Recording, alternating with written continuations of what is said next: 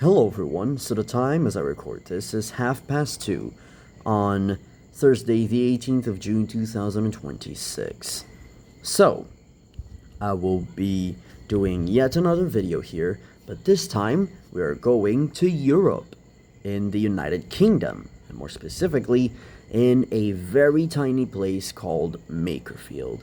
It's between Manchester and Liverpool. There's around maybe 76,000 voters living there. And yes, I do specify voters because what is going to happen in Makerfield is huge. See, let me just give you a bit of context. The current Labour government, elected just 2 years ago, like less than 2 years ago, is now currently suffering immensely.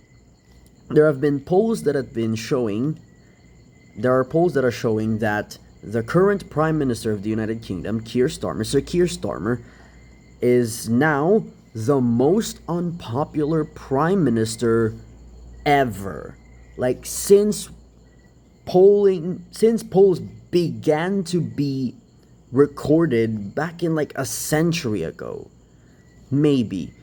But yeah, there have been reports that the current Prime Minister of the United Kingdom is the most unpopular ever.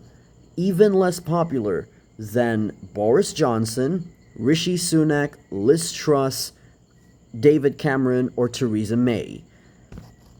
Yes, the current Labour Prime Minister is a lot less popular, or just narrowly less popular, than the 5 predecessors that he had, who were all conservatives. So, of course, there have been some changes brewing, and this effect of Labour unpopularity, this feeling, has now been put in practice back in the 7th of May, in the Scottish parliamentary, Welsh parliamentary, and English local council elections, where the Labour Party lost nearly 1,500 seats, and they all went to reform. So, since there's a lot of this talk about Keir Starmer should go, like should and must go, but there's not really a viable challenger against Keir Starmer.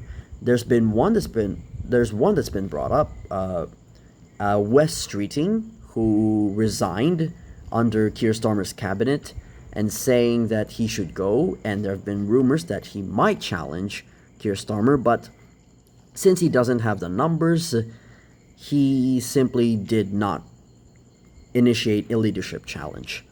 However, there's one individual, and yes, I do mean only one individual, who actually has the numbers, has the resources, and has the popularity to dethrone Keir Starmer, and that is the current mayor of Greater Manchester, Andy Burnham.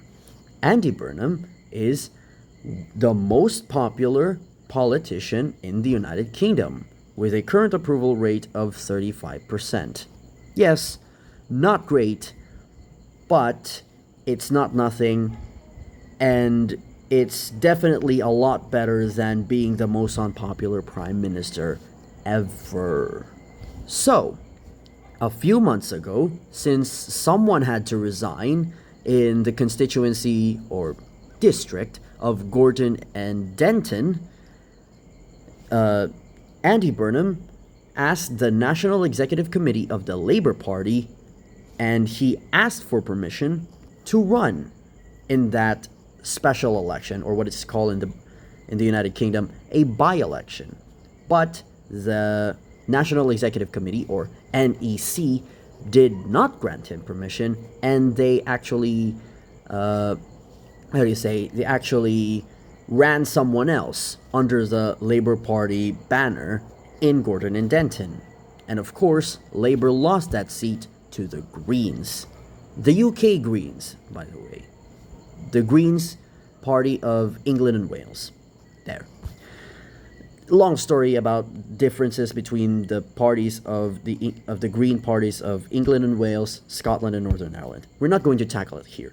But anyways, now there's another vacancy since the MP or the Member of Parliament in Makerfield, Josh Simons, resigned, not for any, any scandal, like, or any health reasons, family reasons, financial reasons, none of that. No.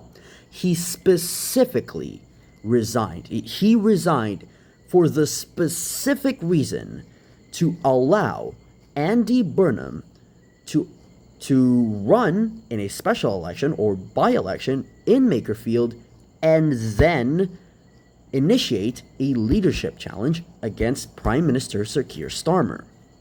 So since that special election will occur later this morning, I mean, it's still the 17th of June in London right now, but it will occur today over the next several hours, and then we will see what the outcomes will be. Ooh, that rhymed. Anyways, yes, Andy Burnham did ask the NEC again to run in this special election. They didn't say no, by the way. They did not say no.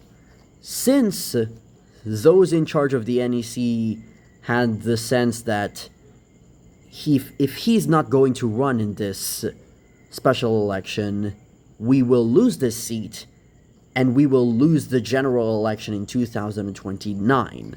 So they allowed him to run, and I think he is now the front runner.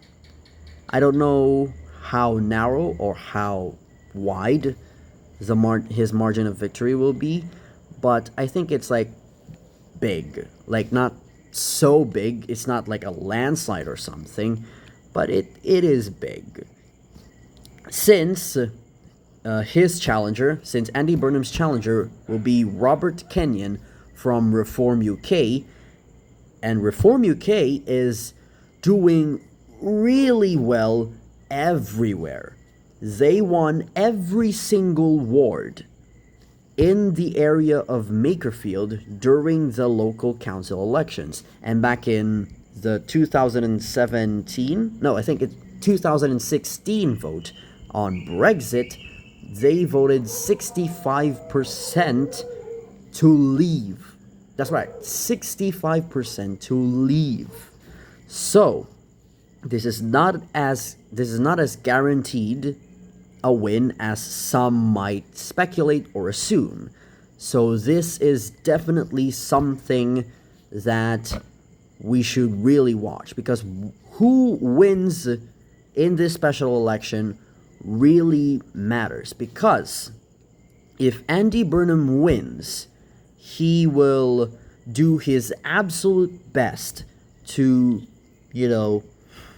actually do a lot of things, a lot of really popular things, and a lot of really center-left policies, since he is to the left of Prime Minister Sir Keir Starmer. But if he loses to Reform UK's Robert Kenyon, then the entirety of the United Kingdom is screwed. And I mean capital S screwed. Like, if you don't know how Nigel Farage, the leader of Reform UK, behaves in an everyday, in a daily basis, then congratulations. Just look up his name and you will understand why this election in Makerfield really, really matters. A constituency where less than a fifth of a percentage point of the UK's voting population lives can and will determine the trajectory of the United Kingdom in the next decade. That is it for now. Thank you so much for watching. Bye-bye.